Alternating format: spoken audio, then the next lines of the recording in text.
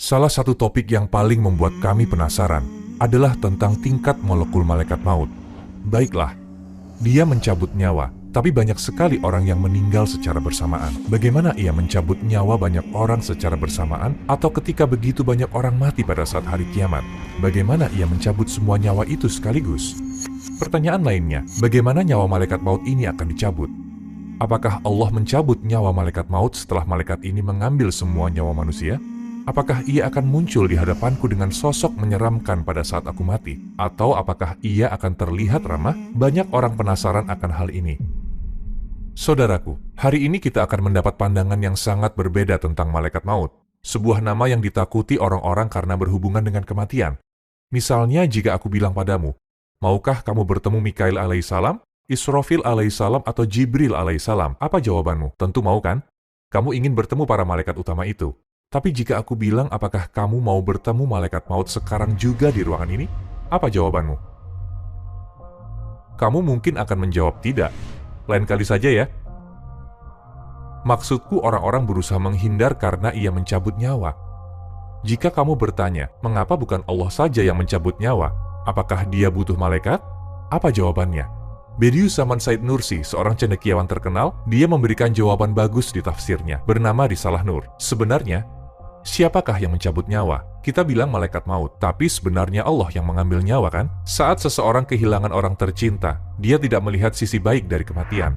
Dan saat putus asa, dia mulai mengeluh. Lalu apa yang terjadi? Keluhan dia akan langsung tertuju pada Allah. Tapi apa yang Allah lakukan? Atas kasih sayang Allah, dia tempatkan malaikat maut sehingga keluhan itu akan tertuju pada malaikat, bukan langsung pada Allah. Ada sebuah kisah tentang malaikat maut. Malaikat maut berkata, "Ya Tuhanku, hamba-hambamu akan membenciku atas tugasku mengambil nyawa mereka."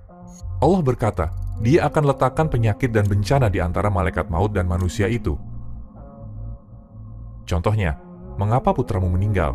Karena kanker atau penyakit ini atau penyakit itu dan lain-lain. Begitulah keluhannya sekarang penyakit itu. Apalagi, dia kecelakaan mobil. Pada kejadian kematian itu, kamu arahkan semua keluhan pada kecelakaan, bukan Allah, tapi pada penyakit. Tidak tertuju pada Allah. Juga tidak tertuju pada malaikat maut. Saudaraku, jika tidak seperti itu, kita dalam masalah besar. Dengan kata lain, jika keluh kesah itu tertuju langsung pada Allah, dikala kematian atau bencana, Allah melarangnya karena bisa menyebabkan orang itu tidak beriman. Lihatlah kasih sayang Allah, subhanallah. Lalu bagaimana caranya malaikat maut mencabut nyawa manusia? Pikirkan baik-baik saudaraku. Yang kita bahas ini adalah apa yang kita lihat terakhir kali di dunia atau yang kita lihat pertama kali saat kita menuju alam lain. Bagaimana malaikat maut akan datang? Bagaimana kemunculannya di hadapanmu? Apakah aku akan menderita ketika mati? Banyak orang penasaran tentang jawaban pertanyaan ini. Ruh orang-orang baik akan diambil dengan mudah. Sedangkan ruh orang-orang jahat akan dicabut seperti mencabut besi berduri dari kain wol yang basah. Jadi malaikat maut tidak mencabut nyawa setiap orang dengan cara yang sama. Oh ya, kita tidak boleh salah berprasangka. Ada yang bilang, ada seseorang yang beriman dan dia sangat menderita ketika dia sekarat. Dan nyawanya diambil dengan kasar. Dia berteriak dan meronta. Saudaraku, kita tidak boleh berprasangka menurut mata kita. Kita tidak tahu yang sebenarnya dia sengsara atau tidak ketika nyawanya sedang diambil. Misalnya ada banyak orang baik yang meninggal dengan tragis. Bagaimana pendapat kita kalau begitu? Ya, dia bukan orang yang baik. Kita hanya melihat dari kematiannya. Tidak penting bagaimana kondisimu ketika mati. Kita tidak tahu seberapa sakit atau tidaknya ketika nyawanya diambil. Ada sebuah kisah indah tentang Nabi Ibrahim alaihissalam. Ketika Nabi Ibrahim alaihissalam, ia berkata pada malaikat maut, "Bisakah kamu tunjukkan padaku rupamu saat mencabut nyawa orang kafir?" Malaikat berkata, "Kamu tidak akan sanggup." Nabi Ibrahim alaihissalam tetap yakin, "Aku sanggup."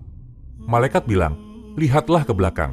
Saat Nabi Ibrahim menoleh dan melihat malaikat sebagai sosok hitam legam dengan rambut dan janggut yang menyatu, berpakaian serba hitam, api dan asap keluar dari mulut dan lubang hidungnya, tidak tahan melihatnya, Nabi Ibrahim jatuh pingsan. Yah, kalau kita tidak memati Allah, kita mungkin akan mengalami kejadian yang seperti ini, saudaraku.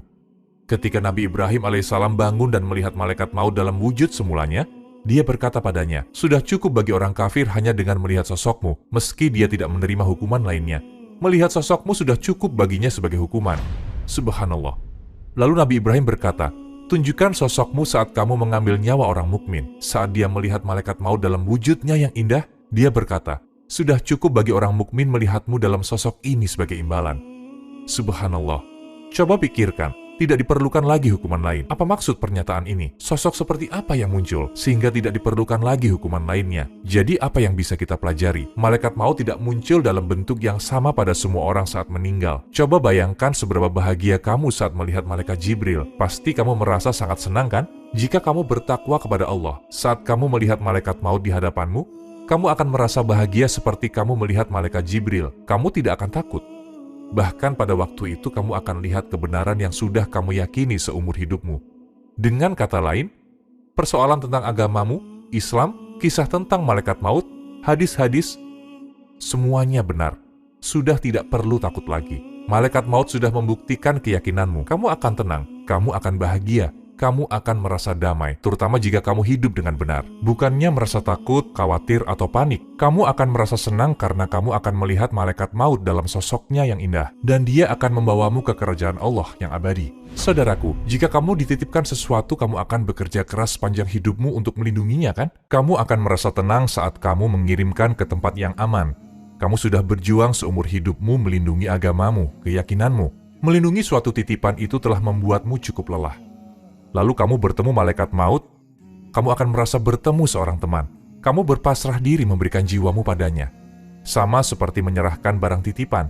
Malaikat maut bukanlah malaikat yang perlu ditakuti, tapi malaikat hebat yang perlu dicintai. Coba pikirkan baik-baik.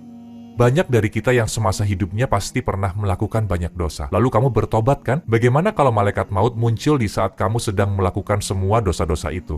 Bahkan kamu tidak mau keluar dari kubangan lumpur itu, mengira kamu sedang bersenang-senang. Bagaimana jika malaikat datang dengan sosoknya saat pertama kali ditunjukkan kepada Nabi Ibrahim alaihissalam dalam wujudnya yang menyeramkan? Sungguh situasi yang buruk. Alhamdulillah Allah berikan kita kesempatan untuk bertobat. Namun bagi sebagian orang, sayangnya kesempatan itu mungkin sudah terlewatkan dan saat yang tidak terduga-duga bisa melindungi kita dari makhluk seperti itu. Di ayat 32 surat An-Nahl, dijelaskan bagaimana ruh dicabut, yaitu orang yang ketika diwafatkan oleh malaikat dalam keadaan baik, para malaikat mengatakan kepada mereka, Salamun alaikum, masuklah ke dalam surga karena apa yang telah kamu kerjakan. Surat Al-Anfal ayat 50. Dan sekiranya kamu melihat ketika para malaikat mencabut nyawa orang-orang kafir sambil memukul wajah dan punggung mereka, dan berkata, rasakanlah olehmu siksa neraka yang membakar. Ayat 1 dan 2 surat An-Nazi'at, demi malaikat yang mencabut nyawa dengan keras. Demi malaikat yang mencabut nyawa dengan lemah lembut. Semoga Allah membuat kita termasuk yang nyawanya diambil dengan mudah. Itu adalah saat-saat yang indah, ketika kamu melihat malaikat maut dalam wujudnya yang indah. Ya, mengambil nyawamu dengan mudah. Kamu tahu apa artinya? Selesai sudah. Semua sudah selesai. Ujiannya sudah selesai. Semua masalah selesai. Musibah sudah selesai. Tagihan, ujian-ujian kita, semua selesai. Dan sekarang kita menuju alam yang sangat berbeda. Tempat kita bahagia selamanya. Dan kita sudah siap. Semoga Allah mengaruniakan kita kematian yang indah. Saudaraku, mari kita kembali ke pertanyaan yang terkenal. Bagaimana malaikat maut mencabut banyak nyawa sekaligus? Berdasarkan statistik, 160.000 orang meninggal setiap hari. Kamu tahu apa artinya? Bayangkan ada banyak sekali orang yang memenuhi seluruh stadion. Saat mereka berteriak dan bersorak, hidup mereka tiba-tiba diambil. Dan ini terjadi setiap hari di dunia. Menakutkan bukan? Di sisi lain, sekitar 390.000 bayi lahir setiap harinya. Isi dunia semakin bertambah. Dan di sisi lain, dikosongkan dengan cepat. Sama seperti rumah sakit, menyaksikan saat-saat manusia paling bahagia dan sedih di dunia. Orang-orang yang sedih melihat keluarga mereka di rumah sakit. Melihat mereka telah meninggal dan dibawa ke kamar mayat. Ada juga pasangan-pasangan bahagia yang menyambut bayi-bayi mereka. Dunia diisi dan dikosongkan seperti di rumah sakit. Malaikat maut mengambil 160.000 nyawa setiap hari. Lalu apa yang akan terjadi di hari kiamat? Apakah malaikat maut mengambil nyawa-nyawa itu semua sendirian? Apakah dia mendapat bantuan? Bagaimana terjadinya? Saudaraku, ada dua pendapat terkait persoalan ini. Pendapat pertama adalah misteri luminosity atau cahaya. Kita bisa memahami persoalan ini berdasarkan misteri itu. Contohnya, matahari hanya ada satu kan? Tapi saat kita punya cermin di tangan kita, semua orang bisa lihat pantulan cahaya dari matahari kan? Aku bisa melihatnya. Kamu juga bisa kan? Semua orang bisa lihat. Artinya, meskipun cuma ada satu matahari, tapi bisa terlihat sepenuhnya dalam jutaan cermin. Jika matahari yang diciptakan oleh Allah bisa dilihat di tanganku dengan cahayanya. Dengan cara ini, malaikat maut yang Allah ciptakan pada tingkatan lebih tinggi juga bisa mengambil nyawa banyak orang di saat bersamaan dengan misteri cahaya itu. Kita mengatakan bahwa Allah yang sebenarnya mencabut nyawa, bukan? Kita bisa lebih memahaminya melalui misteri cahaya. Allah yang ciptakan matahari dan cermin memiliki sifat ini, jadi Allah tentu bisa mengambil semua nyawa di saat bersamaan. Sangatlah mudah. Saat kita membahas tentang hari kiamat seperti ini misalnya, ada sebuah tempat sumber masuknya listrik ke sebuah kota, tiba-tiba kamu mematikannya. Apa yang terjadi? Semua cahaya mati secara bersamaan. Maka sama halnya seperti kematian. Tidak hanya terjadi di hari kiamat, ada beberapa bangsa yang dihancurkan di masa lalu. Allah hancurkan salah satunya hanya dengan mengirimkan sebuah suara. Satu suara saja. Sangat mudah mengambil nyawa banyak orang sekaligus di hari kiamat. Sekarang pertanyaan selanjutnya yang banyak orang ingin tahu. Apa itu? Bagaimana malaikat maut dicabut nyawanya? Setelah ia mencabut nyawa semua orang, apakah Allah juga akan mengambil nyawanya? Dalam tafsir Bursefi Ruhul Bayan, berikut penjelasan terkait pemahaman ayat 11 surat As-Sajdah. Dikisahkan Allah bertanya pada malaikat maut setelah dia mencabut nyawa semua makhluk hidup. Wahai Israel, masih adakah yang tersisa dari makhlukku? Malaikat maut berkata, Ya Rob, engkau lebih mengetahui siapa yang tersisa. Tidak ada lagi yang tersisa kecuali hambamu yang lemah ini. Hari kiamat telah terjadi, dan yang tersisa di dunia ini hanya tinggal malaikat maut. Kemudian Allah berkata, Wahai Israel, kamu telah membuat nabi-nabiku, rasul-rasulku, hamba-hambaku merasakan kematian. Meskipun aku sangat tahu semua yang tidak diketahui. Ini sudah ditetapkan dalam pengetahuanku yang abadi. Semua akan musnah, kecuali diriku. Sekarang giliranmu. Kejadian yang sangat menarik kan? Kemudian malaikat maut memohon, Ya Allah, ampunilah malaikat mautmu dan karuniakan ia dengan kasih sayangmu karena ia lemah. Allah berkata, letakkan tangan kananmu di bawah pipi kananmu. Berbaringlah antara surga dan neraka, lalu mati. Begitulah ia mati sesuai perintah Allah. Setelah kiamat terjadi, semua manusia, semua ciptaan, dan semua makhluk mati. Tidak ada yang tersisa di dunia ini, subhanallah. Hanya akan ada Allah dan dunia yang sudah binasa. Tiada manusia, tiada tumbuhan, tiada bunga, tiada hewan, tidak ada sama sekali. Subhanallah. Dunia sudah benar-benar hancur. Tidak ada apapun kecuali keberadaan Allah. Gambaran kisah yang sangat menarik. Dalam Al-Quran, Allah berfirman, dan mereka bertanya kepadamu, Muhammad, tentang gunung-gunung. Maka katakanlah, Tuhanku akan menghancurkannya pada hari kiamat sehancur-hancurnya. Kemudian dia akan menjadikan bekas gunung-gunung itu rata sama sekali. Sehingga kamu tidak akan melihat lagi ada tempat yang rendah dan yang tinggi di sana. Seolah kamu mendengar semua ucapan ini. Wahai dunia, di mana sungai-sungaimu? Di mana laut-lautmu? Di mana pohon-pohonmu? Di mana istana-istanamu yang dibangun dengan seni? Di mana mereka yang hidup atas karunia Allah, tapi menyembah selain Allah?